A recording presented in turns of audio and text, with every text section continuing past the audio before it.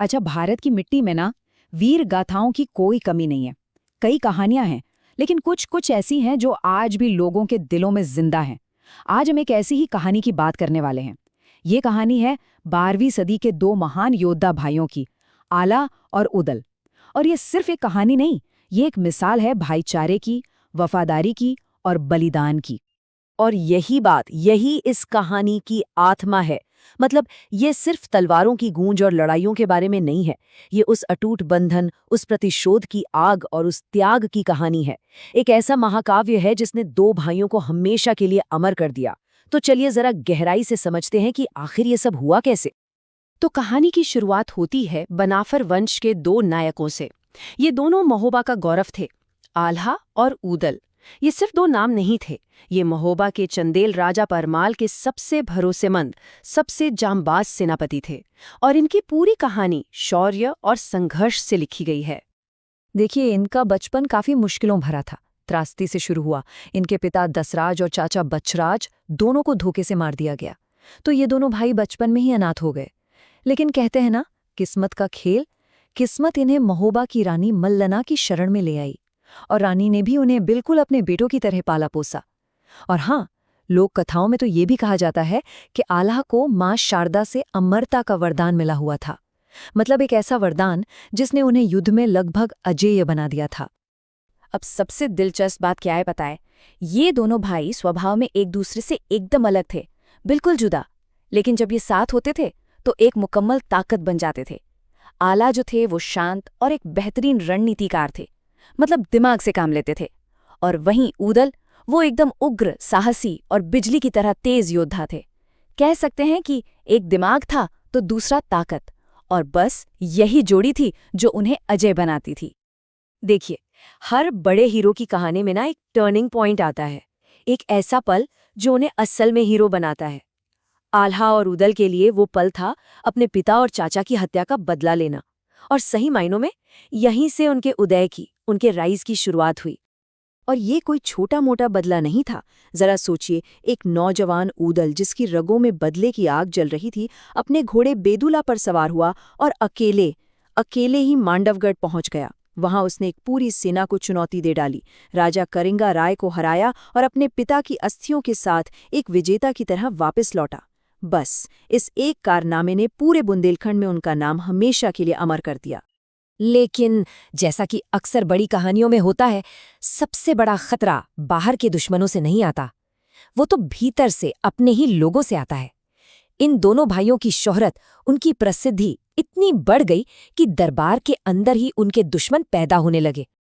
और यहीं पर एक बड़ा सवाल खड़ा होता है, जो इस कहानी के अगले हिस्से में बार बार सुनाई देता है। आल्हा और उदल ने तो महोबा के लिए अपना सब कुछ दांव पर लगा दिया था, लेकिन क्या वफादारी का सिला हमेशा सम्मान होता है? क्या उन्हें वो सम्मान मिला जिसके वो हकदार थे? तो अब कहानी में एंट्री होती है विलेन की। नाम था माहिल, राजा परमाल का साला। और ये शख्स, ये आल्हा ऊदल की शोहरत से जलता था। ईर्ष्या का जहर उसके अंदर भरा हुआ था, और वो किसी भी कीमत पर इन भाइयों को बर्बाद करना चाहता था। माहिल ने वही किया जो ऐसे लोग करते हैं। उसने राजा परमाल के कान भरने शुरू कर दिए कि ये दोनों भाई तुम्हारे सिंहासन के लिए खतरा हैं।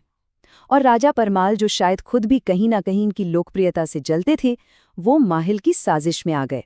बस एक छोटे से झगड़े तो बहाना बनाया और अपने सबसे वफादार, सबसे काबिल सेनापतियों को राज्य से निकाल दिया। ये महोबा के लिए एक बहुत बहुत बड़ी भूल थी। और होना क्या था, जैसे ही महोबा के असली रक्षक गए, राज्य एकदम कमजोर पड़ गया।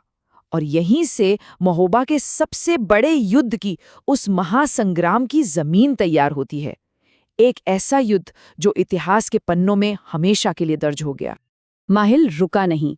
उसने दिल्ली के सम्राट पृथ्वीराज चौहान को उकसा दिया कि जाओ, कमजोर महोबा पर हमला कर दो। अब अपने सबसे बड़े योद्धाओं के बिना महोबा की सेना तो कमजोर पड़नी ही थी। बात इतनी बढ़ गई कि रानी मल्लहणा का सम्मान तक दांव पर लग गया। तब जाकर राजा परमार को अपनी भयानक गलती का एहसास हुआ, और फिर उन्होंने फौरन कन्नौज दूत भेजा और आल्हा ऊदल से अपनी मातृभूमि की रक्षा के लिए वापस आने की भीख मांगी। और वो भाई, वो अपनी मातृभूमि के अपमान का बदला लेने के लिए लौट आए। युद्ध के मैदान में आल्हा ने सबसे पहले अपने छोटे भाई ऊदल को आगे भेजा, और इसके बाद जो हुआ उसे ऊदल का प्रलय ही कहा जा सकता है। वो किसी प्रलय से कम था भी नहीं। जरा वो मंजर सोचिए। ऊधल अपने घोड़े बेदुला पर ऐसे सवार थे जैसे साक्षात काल मैदान में उतर आया हो। दोनों हाथों में तलवारें थीं और वो बिजली की रफ्तार से चल रही थीं। उन्होंने अकेले ही पृथ्वीराज चौहान की सेना में तबाही मचा दी, उनके बड़े बड़े कमांडरों को धूल चटा दी और हमलावर सेना के दिल में अपना खौफ भर दिया। मगर हर बड़ी जीत की एक बहुत बड़ी कीमत होती है, और इस युद्ध में महोबा को जो कीमत चुकानी पड़ी वो बहुत बहुत भारी थी। अपने प्यारे और साहसी छोटे भाई ऊदल की मृत्यु से आल्हा का हृदय टूट गया। एक भीषण लड़ाई में ऊदल बुरी तरह घायल हो गए और उन्होंने अपने भाई की आंखों के सामने ही वीरगति प्राप्त की। ये वो पल था जब युद्ध का सारा शोर, सारी आवाजें आल्हा के दिल में गूंजते हुए दुख के सामने एकदम फीकी पड़ गई। भाई की मौत ने आल्हा के दुख को एक ऐसे विनाशकारी क्रोध में बदल दिया जिसकी किसी ने कल्पना भी नहीं की थी। अब ये युद्ध महोबा के सम्मान के लिए नहीं था, अब ये आल्हा का प्रलय था। और यहीं से इस कहानी का आखिरी अध्याय शुरू होता है। एक ऐसा अध्याय जो आल्हा को सिर्फ एक योद्धा नहीं बल्कि उससे भी कहीं ऊपर ले जाता है और उनकी इस शौर्य की गाथा को हमेशा हमेशा के लिए अमर कर देता है। तो हुआ ये कि भाई की मौत के बाद आल्हा का क्रोध एक संहार में बदल गया। उन्होंने अकेले ही पृथ्वीराज चौहान की पूरी सेना को तहस-नहस कर दिया और आखिर में सम्राट पृथ्वीराज को भी हरा दिया, उन्हें बंदी बना लिया।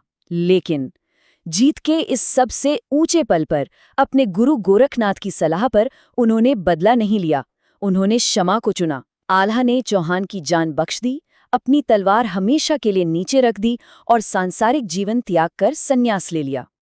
और पता है, इसलिए ये कहानी सिर्फ इतिहास का एक पन्ना नहीं है, ये एक लोक महाकाव्य है। एक ऐसी गाथा जो पीढ़ियों से बुंदेलखंड की मिट्टी में सुनाई जा रही है और आज भी जिंदा है। ये हमें ये बताती है कि उस संस्कृति में भाईचारे, वफादारी और बलिदान जैसे मूल्यों का क्या मतलब है, उनका क्या महत्व है। तो आखिर में आल्हा की कहानी हमें एक बहुत गहरे सवाल के साथ छोड़ जाती है। एक नायक की असली जीत क्या है? युद्ध के मैदान में दुश्मन को हरा देना, या फिर अपने ही क्रोध और बदले की भावना पर विजय पा लेना? और शायद यही वो सवाल है जो इस अमर गाथा को आज भी उतना ही प्रासंगिक, उतना ही रेलेवेंट बनाता है।